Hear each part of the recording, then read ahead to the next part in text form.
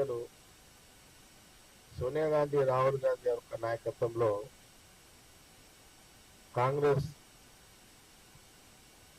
కాంగ్రెస్ పార్టీకి ప్రభుత్వాన్ని అవకాశం ఇచ్చినటువంటి పరిస్థితి. ఈ 8 నెలల కాలంలో ఈ రాష్ట్రానికి ముఖ్యమంత్రిగా రేవంత్ రెడ్డి గారు, ఉప ముఖ్యమంత్రిగా బట్టి విక్రమార్క గారు, వారితో పాటు చాలా అనుభవంతో కూడినటువంటి ప్రధానంగా ఉత్తమ్ కుమార్ రెడ్డి గారు 7 సంవత్సరాలు పిసిసి ప్రెసిడెంట్గా, అంతకుముందు ఎక్స్ మినిస్టర్గా, ఇప్పుడు ఇరిగేషన్ శాఖ మినిస్టర్గా, మరి మా జిల్లాకు వచ్చినట్టయితే దామోదర్ గారు మెడికల్ మినిస్టర్గా, కోమటిరెడ్డి వెంకటరెడ్డి గారు ఆర్ఎండ్బి మినిస్టర్గా, మరి పొంగులేటి శ్రీనివాస్ రెడ్డి గారు రెవెన్యూ మినిస్టర్గా, శ్రీధర్ బాబు గారు ఐటీ అండ్ ఇండస్ట్రీస్ మినిస్టర్గా, పొన్నం ప్రభాకర్ గారు ఆర్టీసీ మినిస్టర్గా, సీతక్క పంచాయతీరాజ్ మినిస్టర్గా, తుమ్మల నాగేశ్వరరావు గారు అగ్రికల్చర్ మినిస్టర్గా, జూపల్లి కృష్ణారావు గారు ఎక్సైజ్ శాఖ మినిస్టర్గా, కొండా సురేఖ గారు ఫారెస్ట్ అండ్ ఎండోమెంట్ మినిస్టర్గా, మరి తెలంగాణ ప్రజలు కాంగ్రెస్ పార్టీకి ప్రభుత్వం ఏర్పాటు చేసుకునే అవకాశం తెలంగాణ ప్రజలు ఇచ్చారు. ఇచ్చి కూడా దాదాపు 8 నెలలు అయింది. ఈ 8 నెలల్లో ముఖ్యమంత్రి రేవంత్ రెడ్డి గారు ఈ 8 నెలలు అనేది 8 నెలల్లో ప్రజలకు సోనియా గాంధీ, రాహుల్ గాంధీ గారి యొక్క నాయకత్వంలో, ఖార్గే గారు ఏఐసిసి ప్రెసిడెంట్ గా, వారి సమక్షంలో ఆ రోజు ఎన్నికల కంటే ముందు 2 లక్షల ఒకే కిస్తీ, 4 కిస్తీలు 10 కిస్తీలు కాదు, ఒకే కిస్తీలో రుణమాఫీ చేసిన కాంగ్రెస్ పార్టీ, కాంగ్రెస్ గవర్నమెంటే కదా. ఇది నిజమే కదా. తెలంగాణ ఏ గ్రామం పోయినా తెలంగాణలో ఉన్న రైతులందరూ ఇది ఏకీభవిస్తారు కదా. దీన్ని ఎవరు కూడా అట్లా చేయలేదు అనేది అనే అవకాశం అయితే లేదు. మొదటి ఇదొకటి. అదే ఉచిత మహిళలకు బస్సులో ప్రయాణం 8 నెలలు అవుతుంది. కోట్ల రూపాయల, మొన్న ఏదో పేపర్లో చూసండి, మహిళలు ఉచిత ఆర్టీసీ ప్రయాణంలో ఆర్టీసీకి ప్రభుత్వం నుంచి డబ్బులు కట్టాలి, అక్కడ పెరుగుతుంది అంటే కోట్ల రూపాయలకు సంబంధించి ప్రజలు డైరెక్ట్ గా ఎంజాయ్ చేస్తున్నారు, అనుభవిస్తున్నారు. మహిళలు ప్రధానంగా ఆర్టీసీ బస్సుల్లో, ఈ రాష్ట్ర మొత్తంలో ఎక్కడ మహిళలు తిరిగినా ఉచితంగా ఆర్టీసీ బస్సులో తిరుగుతున్నారు. ఈ రెండు ఎట్ ఎ టైం. ఇక దానికి తోడు gas cylinder process, already 500 gas cylinder కానీ, లేకపోతే 200 యూనిట్ కరెంటు కానీ, ఇవన్నీ జరుగుతున్నాయి. ఇంకొకటి ఆలోచన చేయండి, తెలంగాణ ప్రజలు, యావత్ సమాజం కూడా ఆలోచన చేయాలి. గత 10 ఏళ్ల కాలంలో రాష్ట్రం వచ్చిన తర్వాత ముఖ్యమంత్రి కేసీఆర్ గారు ఉన్నప్పుడు అసెంబ్లీ సమావేశాలు ఏ రకంగా జరిగినాయి, ముఖ్యమంత్రి రేవంత్ రెడ్డి గారు కాంగ్రెస్ గవర్నమెంట్ వచ్చినాక అసెంబ్లీ సమావేశాలు ఏ రకంగా జరుగుతున్నాయి చూడండి. 10 ఏళ్ల కాలంలో ప్రభుత్వం ఏమైనా తప్పులు చేస్తే నిలదీసే ప్రతిపక్ష పార్టీ కాంగ్రెస్ కి ఎప్పుడు కూడా మైక్ ఇవ్వకుండే కేసీఆర్ ప్రభుత్వం.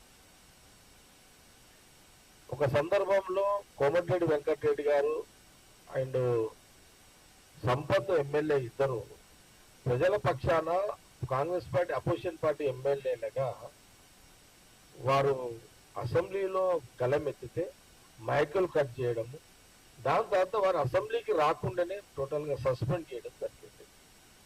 ఇదొక మన ముందున్నటువంటి విషయం, మనకు చాలా క్లారిటీగా కనబడుతున్నాం మనకి ఇదంతా కూడా. ఇక్కడ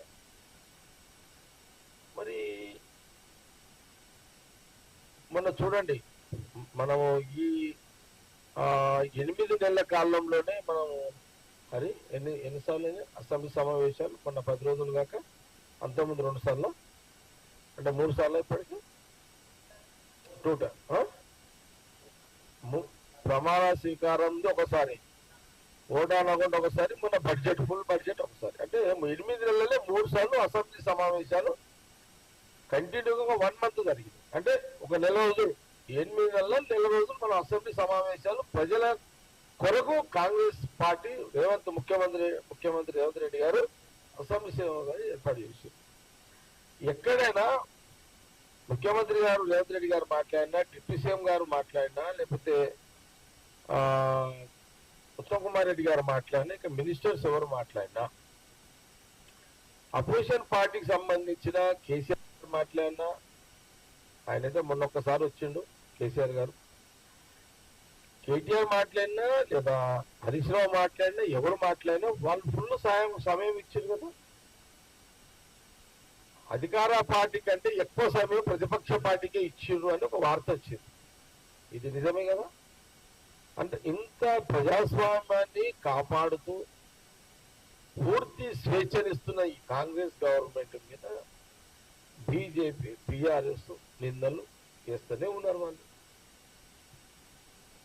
నిందలు తప్పితే వాళ్ళకి ఇంకో పనే లేదు. బీజేపీ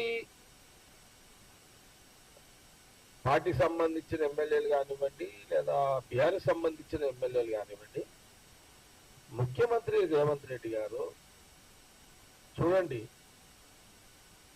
ముఖ్యమంత్రి రేవంత్ రెడ్డి గారు మా క్యాబినెట్ మినిస్టర్స్ ఒక నిర్ణయం ఏం చేశారు, హైదరాబాదు అనేది ఒక జంట నగరము, హైదరాబాదు భాగ్యనగరము, హైదరాబాదు మూసీ నది ప్రక్షాళన,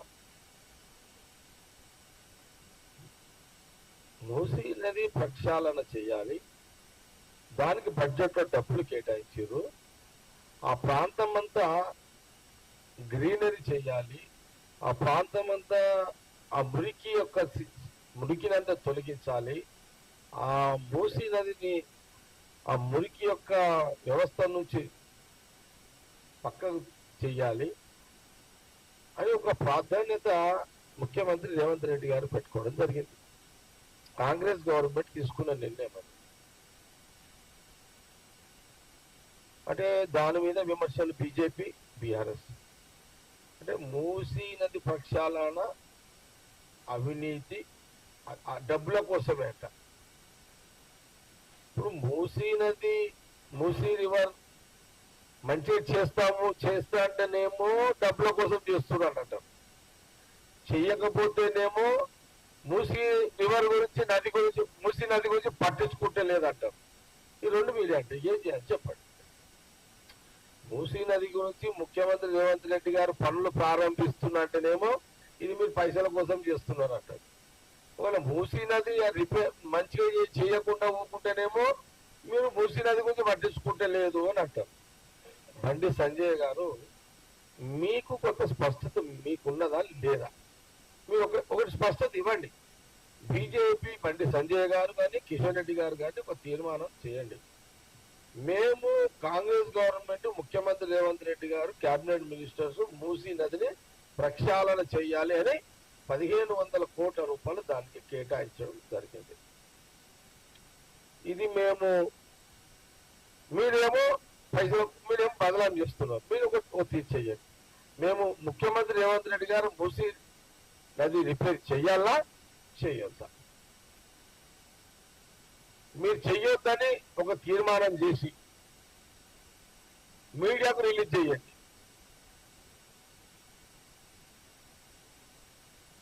కానీ అబండాలు రాళ్ళు వేస్తుడు బంద్ చేసేసారు. ఈ రాళ్ళు కొట్టుడు బంద్ చేయండి. నేను కొన్ని ముఖ్యమంత్రి రేవంత్ రెడ్డి గారు, కాంగ్రెస్ గవర్నమెంట్ మూసీ నది ప్రక్షాళన చేస్తున్నారని మీరు నిందలేస్తున్నారు కదా. ఎప్పుడైనా మీరు గంగా నది ప్రక్షాళన చేస్తామని అన్నప్పుడు మీరు అవినీతి చేస్తారు, మోడీ గారు అవినీతి కోసమే గంగా నది ప్రక్షాళన అంటుండాలి అని ఎప్పుడైనా అక్కడ మా రాహుల్ గాంధీ గారు కానీ మా రాహుల్ గాంధీ గారి కింద మాలాంటి నాయకులం ఎప్పుడన్నా మేము మోడీ గారి గురించి ఎప్పుడన్నా నింద చేసిన మాటలు. ఈ జ్ఞానము కూడా బీజేపీ లీడర్షిప్ కి లేకపోవడం బాధాకరం. హోందాతత్వం బీజేపీ నాయకులు లేకపోవడం చాలా బాధాకరం. ఒక మంచి పనిని చేసేటప్పుడు మంచి పని అనండి.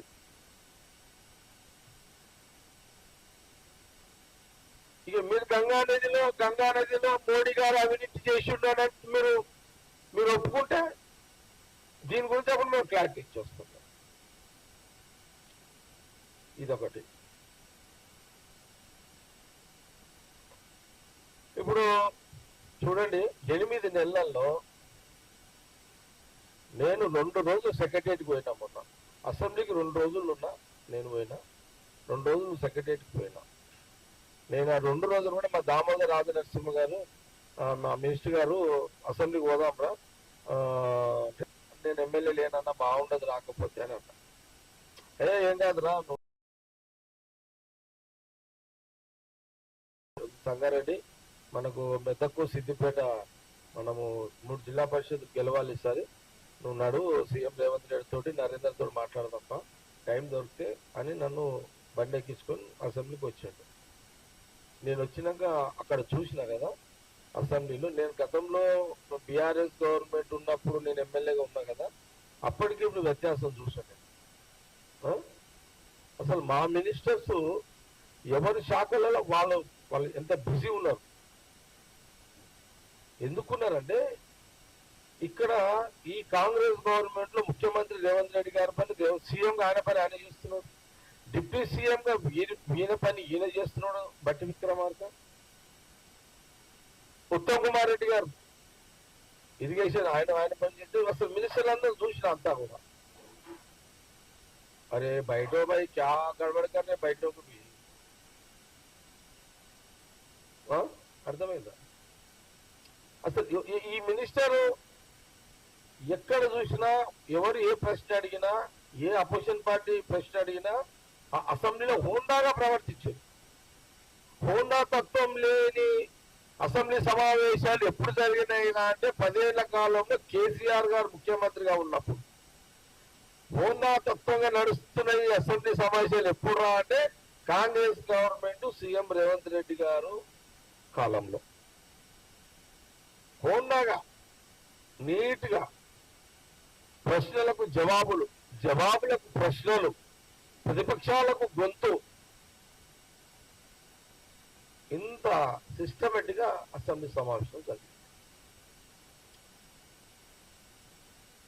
నేను మన సెక్రటరీ మధ్యలో సెక్రటరీ పోతున్నా, నా సంగారెడ్డి కాన్స్టిట్యూన్సీ సంబంధించి ముఖ్యమంత్రి గారికి కానీ మన మినిస్టర్స్ అందరికి రిప్రజెంటేషన్ ఇచ్చిన కొంత ఫాలో చేస్తున్నా. అసలు సెక్రటరీ కలకలగా ఆడుతున్నది. పోయిన 10 ఏళ్ల కాలంలో సెక్రటరియట్ లో కింద చాలా మంది ఏమంటున్నారంటే అక్కడ పార్కింగ్ జాగా దొరుకుతలేదంట. సెక్రటరియట్ లో పార్కింగ్ జాగా దొరుకుతలేదు. ఎందుకు దొరుకుతలేదు అంటే అంతమంది స్వేచ్ఛగా సెక్రటరియట్ లోకి వస్తున్నారు, ఎవరు పనులు వాళ్ళు శాఖలలో పోతున్నారు, కన్సల్ట్ డిపార్ట్మెంట్ లో పోతున్నారు, పనులు చేసుకుంటున్నారు. ఎంటైర్ ఆల్ మినిస్టర్స్, క్యాబినెట్ మినిస్టర్లు, మా కాంగ్రెస్ మినిస్టర్లు అందరూ అక్కడ మరి సెక్రటరియట్ టైం పెట్టుకొని కూర్చుంటున్నారు. అడంతా గంటలు కూర్చుంటున్నారు. రాత్రి 8, 9, 10. నిన్న బట్టి విక్రమార్క సండే రోజు రివ్యూస్ చేసాడు. 3-4 డిపార్ట్మెంట్ బట్టి Vikramarka, finance department, electricity department, 2-3 ఇప్పుడు రేపు 15 లోపల ఇది ఇంకా బ్యాలెన్స్ చేయాలి కదా 2 లక్షలు, దాన్ని రివ్యూ. నేను ఒక రోజు శ్రీధర్ బాబు గారు చూస్తే ఇండస్ట్రియల్ మినిస్టర్గా, ఇట్లా మనం ఒక శాఖని కాదు ఏ శాఖలో చూసుకున్నా ఈ ఉద్యోగాలకు సంబంధించి కమిటీ చేసాడు మనకు ముఖ్యమంత్రి గారు. దాని కమిటీ చైర్మన్ దామోదర్ గారు, శ్రీధర్ బాబు గారు, సీతక్క, చాలా మంది ఉన్నట్టున్నారు, పొన్న ప్రభాకర్. నేను మన దామోదర్ గారు క్యాబినెట్ ఆయన బంగ్లా కూడా చూసిన. అసలు ఎంటైర్ ఆల్ డిపార్ట్మెంట్స్ ఎవరంటే వాళ్ళు వచ్చి దరఖాస్తులు ఇచ్చుకునే పరిస్థితిలో మంత్రుల భవనాలు యాక్టివిటీ అయిపోయినాయి. సరే, కొందరు పనులు అయితే కొందరు కావు, కొందరు లేట్ అయితే కొందరు ముందు అయితే, అందరూ ఒకటేసారి కాకపోవచ్చు.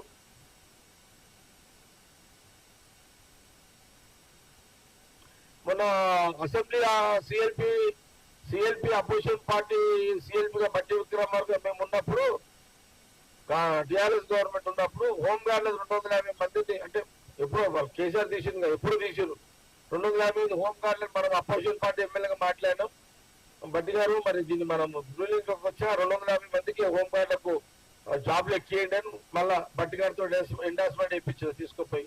నిన్న వేముల నరేందర్ రెడ్డి కూడా నేను చెప్పిన, సీఎం గారు అడ్రస్ చేసి ఇది మనం కాంగ్రెస్ అపోజిషన్ లో మాట్లాడినాం అసెంబ్లీలో అని నరేందర్ కూడా ఇచ్చి, ఇది కొంత సీఎం గారితో మాట్లాడి ఫోన్ లో ఇది మూవ్ చేయి, ఐజీతో మాట్లాడి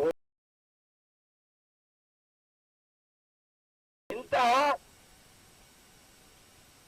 ఇప్పుడు నేను ఎమ్మెల్యే లేను, అయినా గతంలో ఎమ్మెల్యే ఉన్నప్పుడు కొన్ని మేము అసెంబ్లీలో మాట్లాడే అంశాలు కూడా మేము తీసుకుపోయి ఇచ్చినప్పుడు సీఎం రేవంత్ రెడ్డి గారు కానీ, లేదా నరేందర్ కానీ, లేకపోతే అక్కడ బట్టి విక్రమార్క కానీ, మా ఉత్తమ్ కుమార్ రెడ్డి గారు కానీ, ఇంకా మిగతా ఆల్ మినిస్టర్స్ రెస్పాండ్ అవుతున్నారు. ఎందుకు అవుతున్నారు? That is Congress party, Congress government. అది కాంగ్రెస్ పార్టీ, కాంగ్రెస్ గవర్నమెంట్ పనితీరు. పని ఎక్కడ జరుగుతుంది అంటే కాంగ్రెస్ పార్టీ గవర్నమెంట్ లో జరుగుతుంది. సమస్యలు వస్తే చెప్తే వినేటోళ్ళు ఎవరయ్యా అంటే కాంగ్రెస్ పార్టీ, కాంగ్రెస్ గవర్నమెంట్ లో జరుగుతుంది. ఇది ఈ రకంగా పరిపాలన జరుగుతుంటే మహానుభావులు, బీజేపీ నాయకులు, బీఆర్ఎస్ నాయకులు రాళ్లతోటి కొడుతున్నారు. బురద జల్లెపు కార్యక్రమం పెట్టుకున్నారు కాంగ్రెస్ గవర్నమెంట్ మీద. ఇప్పుడు మనం చూడండి, స్కిల్ డెవలప్మెంట్ కి సంబంధించి ముఖ్యమంత్రి గారు అమెరికాకు పోకంటే ముందే ఇండస్ట్రియల్ మినిస్టర్ శ్రీధర్ బాబు గారు అండ్ ముఖ్యమంత్రి గారు ఎక్కడది శంషాబాద్ దగ్గర, ముచ్చెర్ల దగ్గర దాదాపు 60 ఎకరాలు స్కిల్ డెవలప్మెంట్ సంబంధించి అక్కడ శంకుస్థాపన చేయడం జరిగింది. ఇది ఎంతో మందికి అది జీవనోపాధి, ఎంతో మందికి అది ఉపాధి, జీవనోపాధి. ఎంతో పార్ట్ ఆఫ్ గవర్నమెంట్ డెవలప్మెంట్ అది ఒక పార్ట్. అది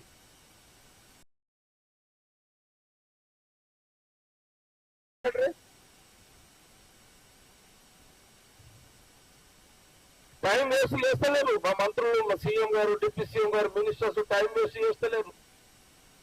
ప్రతి సమయాన్ని ప్రజల కోసం ఉపయోగిస్తున్నారు. అటు హామీలను నెరవేరుస్తూ, ఇటు ప్రజా సమస్యలు తెలుసుకుంటూ ఎప్పటికప్పుడు సమస్యల మీద వాళ్ళు ఫాలోఅప్ చేస్తున్నారు పరిష్కరించడానికి. మంత్రులు, ఎమ్మెల్యేలు, ఎమ్మెల్సీలు, ప్రజాప్రతినిధులు నిరంతరం ప్రజల అందుబాటులోనే ఉంటారు. కాంగ్రెస్ పార్టీకి సంబంధించిన వాళ్ళందరూ కూడా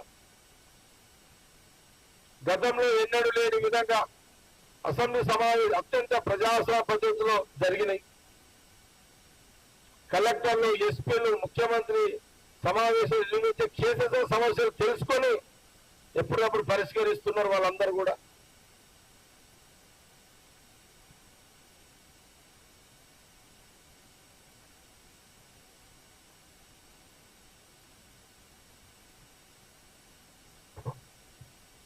ఇప్పుడు ముఖ్యమంత్రి గారు శ్రీధర్ బాబు గారు ఇండస్ట్రీస్ ఐటీ మినిస్టర్, వారు ఇప్పుడు యుఎస్ఏ, అమెరికా టూర్ లో ఉన్నారు.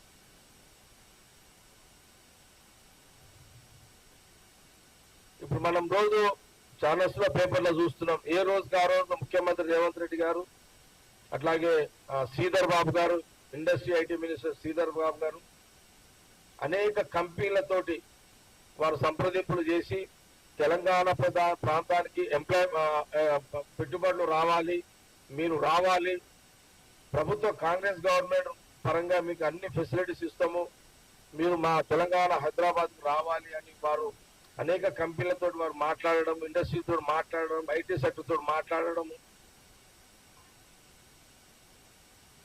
అదే ఇవన్నీ కూడా వారు ఎప్పటికప్పుడు అక్కడ జరుగుతున్నాయి. ఆ డెవలప్మెంట్ జరుగుతున్నాయి. ఆ డెవలప్మెంట్ ఎప్పుడప్పుడు మనకు మీడియా ద్వారా మనం అందరం కూడా మనం చూస్తూనే ఉన్నాం. మీరు చూసిరు ఈ మహేంద్ర కంపెనీ చైర్మన్ గా ఎవరైతే మహేంద్ర కంపెనీ ఆనంద్ మహేంద్ర, మరి వారిని స్కిల్ యూనివర్సిటీకి చైర్మన్ గా వారు చేసిరు. ఎందుకు చేసిర్రు? వారి అనుభవాన్ని. మహేంద్ర అనేది ఒక టాప్ ఇన్స్టిట్యూషన్, అది ఎడ్యుకేషనల్ ఇన్స్టిట్యూషన్, వాళ్ళ చాలా పెద్ద వ్యవస్థ అది. ఆయన ఎందుకు చేసిండు? ఆయనకు రాజకీయంతో సంబంధం లేదు. ఆనంద్ మహేంద్రతో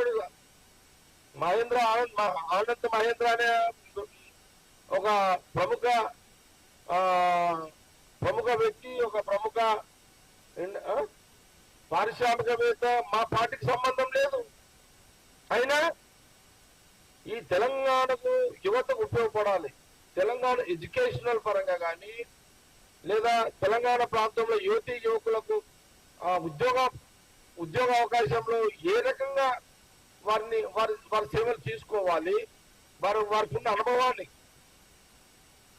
ఆనంద్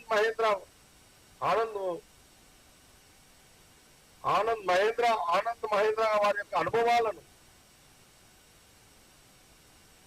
నువ్వు తీసుకొని ఈ తెలంగాణ ప్రాంత యువకులకు చాలా పెద్ద మొత్తంలో ఉద్యోగాల పట్ల వాళ్ళకు అవకాశం వచ్చే విధంగా స్కిల్ డెవలప్మెంట్, ఇవన్నీ కూడా ఎందుకు ఆనంద్ మహేంద్ర గారిని ఎందుకు చైర్మన్ గా, స్కిల్ డెవలప్మెంట్ ఎందుకు చైర్మన్ గా పెట్టిండు? నాన్ పొలిటికల్, ఇది పొలిటికల్ కాదు. ఇది అదే టీఆర్ఎస్ లో ఇంకోటైతే ఏం చేస్తారు, టీఆర్ఎస్ ఇచ్చేస్తారు. అది కానీ ఒక మేధావి, ఒక అనుభవము, ఒక ఆల్రెడీ వాళ్ళు మహేంద్ర ఇన్స్టిట్యూషన్స్ డెవలప్ చేసిన, నేను మొన్న దామోదర్ రాజనరసింహ గారు, నేను మన మినిస్టర్ గారు ఏమంటే నేను పోయినా మహేంద్ర ఇన్స్టిట్యూషన్ కి కొంత చూడడానికి. కాబట్టి ఒక పెద్ద మనసుతోటి, పెద్ద గుణముతోటి, బహుశా మీరు అపోజిషన్ పార్టీలు మీరు మెచ్చుకోకండి, మీరు మెచ్చుకోలేరు. ఎందుకంటే బీజేపీ, బీఆర్ఎస్ ముఖ్యమంత్రి రేవంత్ రెడ్డి, కాంగ్రెస్ గవర్నమెంట్ మంచి పని చేస్తుంటే మెచ్చుకుంటే మీ కార్యకర్తలు, మీ నాయకులు కొంత ఇబ్బంది పడతారు కాబట్టి మీరు మెచ్చుకోలేరు. నేను ఒప్పుకుంటా, ఒక రాజకీయ పార్టీగా మీరు మమ్మల్ని మెచ్చుకోలేరు, మంచి పనులు చేస్తున్న మమ్మల్ని. కానీ రాళ్ళు కొట్టకండి, మంచి పనుల్లో కూడా మీరు రాళ్ళు కొట్టకండి. కాంగ్రెస్ గవర్నమెంట్, ముఖ్యమంత్రి రేవంత్ రెడ్డి క్యాబినెట్ చేసే మంచి పనులకు మీరు రాళ్ళు కొట్టకండి. మీరు మెచ్చుకోరు, ఎట్లా మీకు ఇబ్బంది అవుతుంది ఒప్పుకుంటా, కానీ మీరు అట్లా రాళ్ళు కొట్టకండి.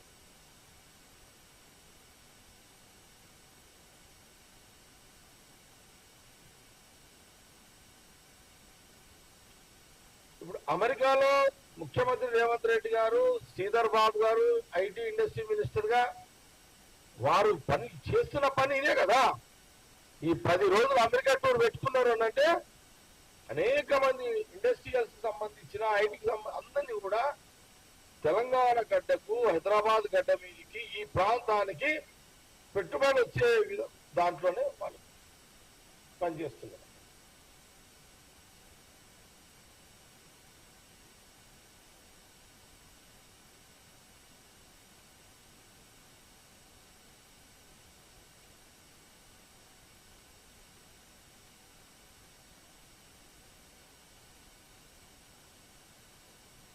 ఇప్పుడు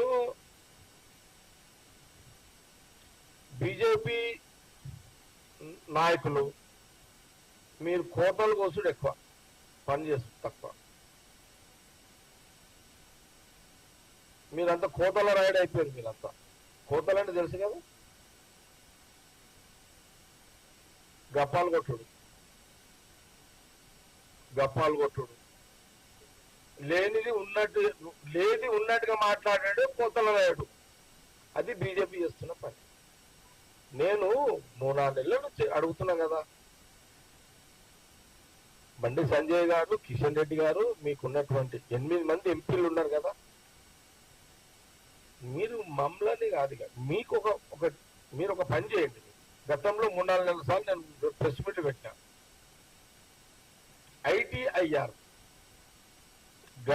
గతంలో రాష్ట్ర విభజన టైంలో ఐటీఐఆర్ సోనియా గాంధీ, రాహుల్ గాంధీ, మన్మోహన్ సింగ్ గారు తెలంగాణ గడ్డకు సంబంధించి వారు మాకు మంజూరు ప్రక్రియలు మాకు ఇచ్చారు. బీజేపీ గవర్నమెంట్ మోడీ గారు వచ్చిన తర్వాత ఐటీఐఆర్ తెలంగాణకు క్యాన్సల్ చేశారు. మీరు కిషన్ రెడ్డి గారు, బండి సంజయ్ గారు, మీరిద్దరు మినిస్టర్స్, మీ ఇద్దరితో పాటు మీ ఎంపీలు, మీరు ఐటీఐఆర్ని హైదరాబాద్ తెలంగాణ గడ్డకు తీసుకొచ్చి మీ పౌరుషాన్ని సూచించండి. మీకు పౌరుషం ఉన్నదా?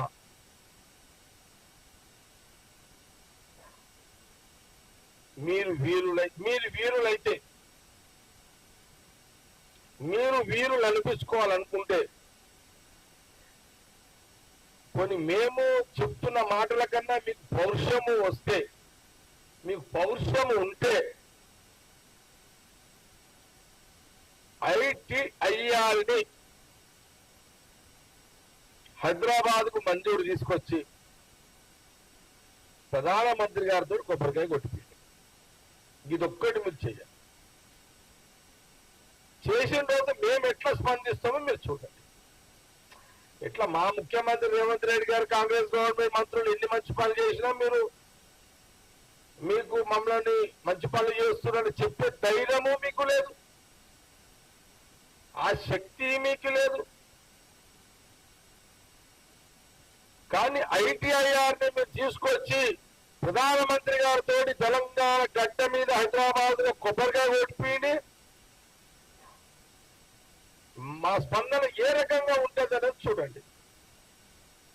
కాంగ్రెస్ పార్టీ, సీఎం రేవంత్ రెడ్డి, మా మంత్రులకు, మా పార్టీకి, బీజేపీ తెలంగాణ ప్రాంతం బీజేపీ నాయకులకు మరిద్దరి మధ్యలో ఇది ఛాలెంజ్ అనుకోండి. చలో, ఈ ఛాలెంజ్ కి మీరు సిద్ధం కండి.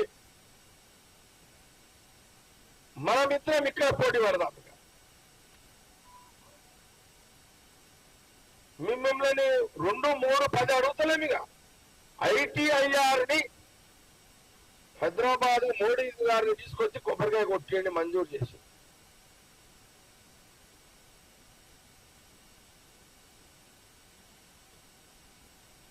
ఇక దీని మీద మీరు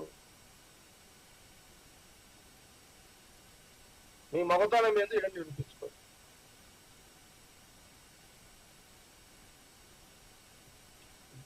గాలి మాటలు మాట్లాడతారు, పనికొచ్చే ముచ్చట్లు చెప్పండి.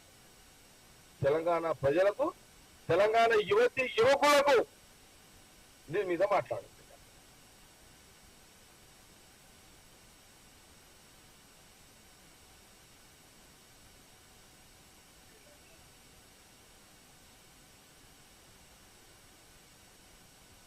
నా ప్రెస్ మీట్ అయిపోయింది. ఓకే, నా ప్రెస్ మీట్ అయిపోయింది. ఏమన్నా అడిగితే చెప్పండి, క్లోజ్ చేస్తాను.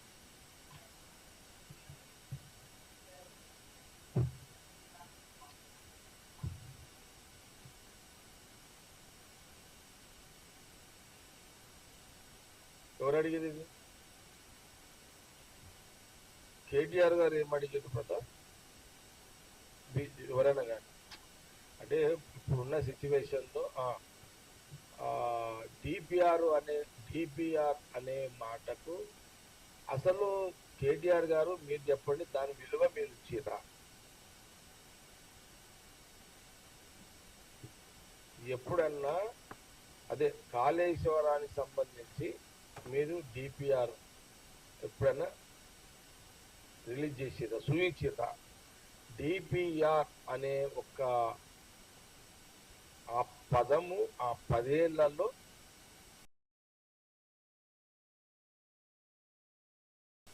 కాంగ్రెస్ గవర్నమెంట్ ని అడిగే అర్హత కేటీఆర్ కు, డిపిఆర్ మీద అడిగే అర్హత కేటీఆర్ కోల్పోయింది.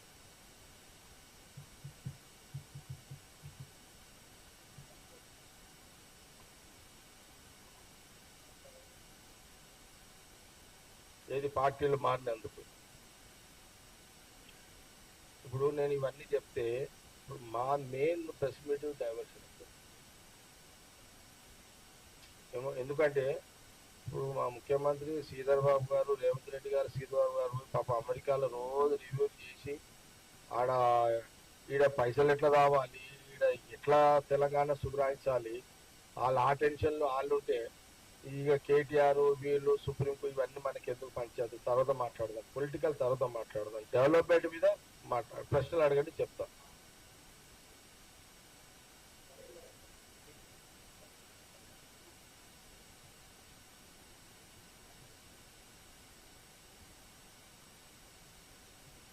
అంటే మహేశ్వర్ రెడ్డి గారికి మొన్ననే కదా బీజేపీలో పోయింది.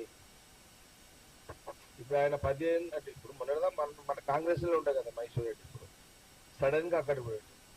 అంటే అప్పుడే ఆ బీజేపీ 10 ఏళ్ళ డాటా ఆయన దగ్గర ఉండదు, మహేశ్వర్ రెడ్డి దగ్గర కొంత డాటా లేకుండా సడన్ గా ఇప్పుడు ఆయనే ఫ్లోర్ లీడరా మనకు, మన ఫ్లోర్ లీడర్ ఆయనే కదా బీజేపీ పక్షాన.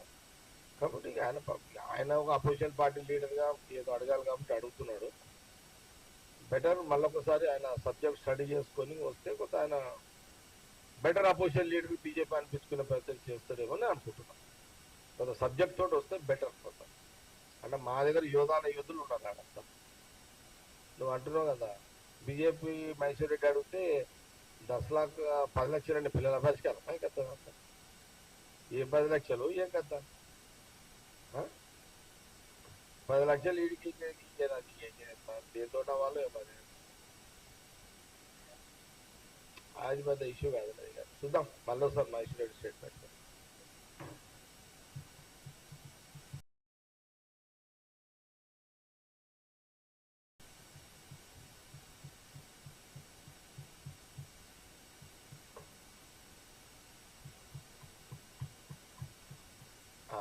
అదైపోయింది.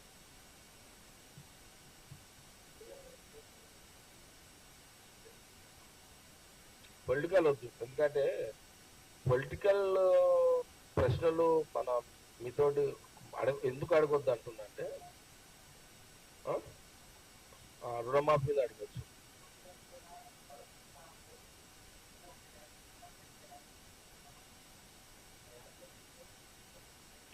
అంటే ఇప్పుడు రాకేష్ ఇప్పుడు ఒకటి చెప్తున్నా ఏంటంటే ఇప్పుడు మన సామెత కూడా ఉందోటి, రోజు అన్నం పెట్టి అమ్మని ఒకరోజు అన్నం పెట్టకపోతే తిడతారట. అర్థమైంది? రోజు ఒకరోజు నేనే ఉన్నా, ఇక వాళ్ళు ఎందుకు పోయి ఇప్పుడు నేను మా అమ్మని అనుకో, నాకు రోజు అన్నం పెడుతుంటది.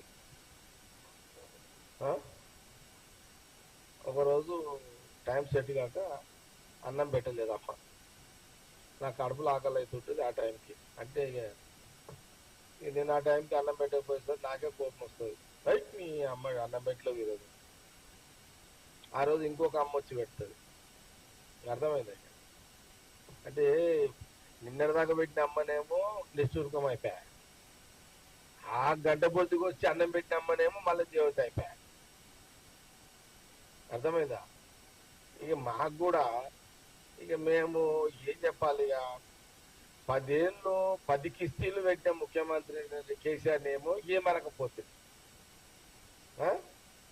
10 లక్ష 5 ఏళ్ళకు లక్ష 5 ఏళ్ళకు లక్ష ఒకటేసారి రుణమాఫీ అన్నాడు కేసీఆర్. అదొక 4 ఏళ్ళు ఇదొక 5 ఏళ్ళు, మొత్తం మీద అగ్రి చేసి 9-10 ఏళ్ళు 10 కిస్తీలు, 2 లక్షలకు 10 కిస్తీలు 10 ఏళ్ళు, 2 లక్షలకు 8,000 లోపల 8 లక్షలు 2 లక్షలు మాఫ్ అయిపోయింది. మా కమిట్మెంట్ ఏంటి? సోనియా గాంధీ, రాహుల్ గాంధీ గారు, ముఖ్యమంత్రి రేవంత్ రెడ్డి గారు, మా క్యాబినెట్ మినిస్టర్ కమిట్మెంట్ ఏంటి? కాంగ్రెస్ పార్టీది 2 లక్షల రూపాయలు ఒకే కిస్తులో, అంటే ఎట్ ఎ టైం మాఫీ చెయ్యాలి. అదే కదా జరిగింది ఇక్కడ. ఇప్పుడు 3 లక్షల అప్పు తీసుకున్న వాళ్ళు ఉన్నారు, 4 లక్షల అప్పులు తీసుకున్న వాళ్ళు ఉన్నారు, 2.5 అప్పులు తీసుకున్న వాళ్ళు ఉన్నారు. ఈ డౌట్ అదే కదా. మన కమిట్మెంట్ 2 లక్షల వరకు.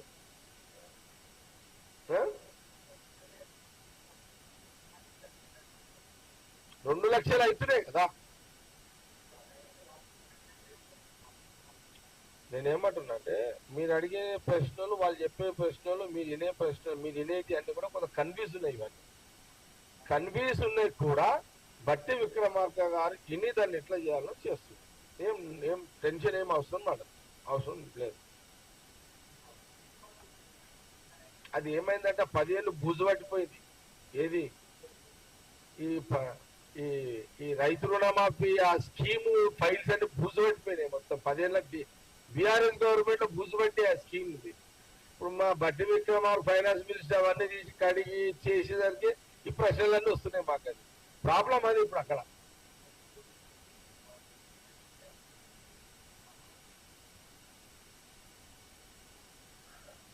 దళిత బంధు కానీ గొర్రెల స్కీమ్ కానీ ఈ సబ్జెక్ట్ అంతా మినిస్టర్స్ మాట్లాడతారు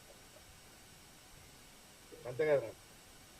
ఎందుకంటే సబ్జెక్ట్ వాళ్ళ దగ్గర ఉంటుంది, వాళ్ళు మాట్లాడతారు.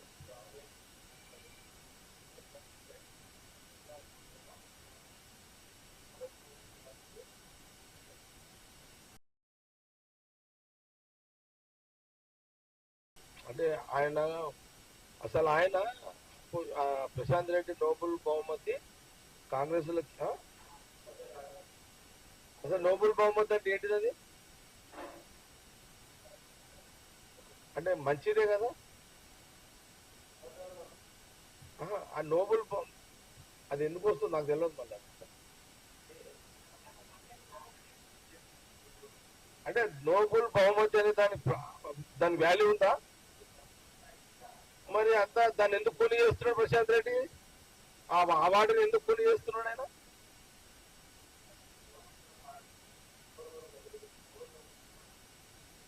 నోబెల్ బహుమతి సబ్జెక్ట్ పోనీ కానీ అబద్ధాలు ఆడుట్ల నంబర్ 1 రాష్ట్ర రాజకీయాలు ఎవరయ్యా అంటే కేసీఆర్. అబద్ధాలకు పుట్టినిల్లు ఎవరయ్యా అంటే బీఆర్ఎస్ పార్టీ. అబద్ధాలకు తల్లిగారిల్లు, అబద్ధాలకు అత్తగారిల్లు ఏదయ్యా అంటే బీఆర్ఎస్ పార్టీ.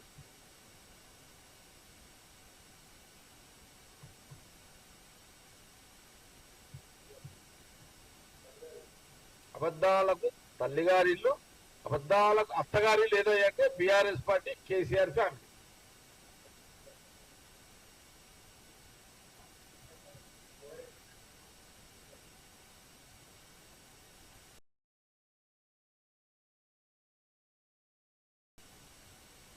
ఇది బంద్ చేసి చెప్తాం మీకు చాలు